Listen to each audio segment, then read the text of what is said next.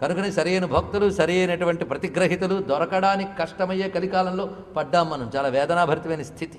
అయ్యో అని ఏడవాలి శాస్త్రం తెలుస్తున్న కొద్దీ. సరే, మొత్తానికి అతగాడు కొంచెం తెలివైన వాడు.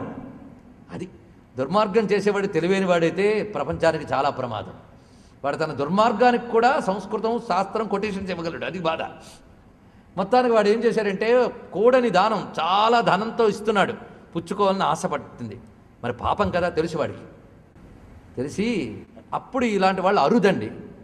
ఇప్పుడు కూడంది పట్టము అనేవాళ్ళు అరుదు. అందుకే ఇది కలియుగం త్రేతాయుగం. అప్పుడు అలాంటి వాళ్ళు అరుదు, ఎక్కడో కనిపిస్తారు. సరే, అతగాడు పట్టేసినప్పుడు ధైర్యం అంట. ఎందుకంటే రాముడు విష్ణువు అని తెలుసు అతనికి. రామచంద్రమూర్తి పౌరదర్శనం ఇస్తూ ఉంటాడు ఒక సమయంలో. అప్పుడు నేను కూడా వెళ్ళి ఆయన చూస్తాను. ఆయన చూస్తే చాలు పాపములు భస్మి పట్లవుతాయి. కనుక నేను దానం పుచ్చేసుకుని ఆయన చూసేస్తాను, నా పాపం పోతుందని నిర్ణయించుకున్నట్టు అతను. తగ్గట్టుగానే మొత్తం క్యూలో నిలబడ్డాడు. సరిగ్గా ఈయన వంతు వచ్చేటప్పటికి వశిష్ఠుడు తెరవేసేటాడు అక్కడ. అంటే వశిష్ఠుడు త్రికాలవేత్తని తెరవేశాడా, లేకపోతే ఇలాంటి పాప బుద్ధి ఉన్నవాడు గనక ఆ రామచంద్రమూర్తి ప్రేరేపించాడా? ఎవడి కర్మ వాడిది. మొత్తానికి వాడు తెలివితేటలకు మంచి శిక్ష వేశాడు. అప్పుడు రామచంద్ర ముఖ దర్శనం కాలేదు. నా పాపం నాతోనే ఉంది, పోయాను. అప్పటి నుండి పిశాచం తిరుగుతున్నాను అన్నట్ట విద్యారణ్యుల వారితో.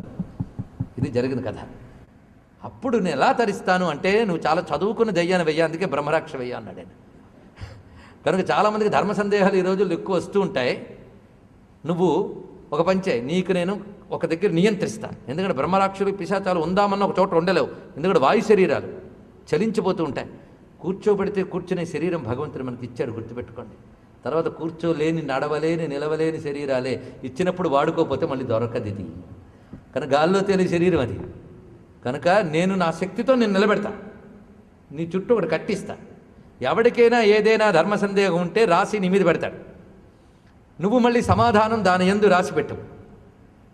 తద్వారా నీకు తెలిసిన జ్ఞానం ఇంకోటికి ఇవ్వడం అనేది జరగడం చేత నీ పాపక్షయమయ్యి నీకు ఈ పిశాచత్వం పోతుంది అని చెప్పారు ఆయన.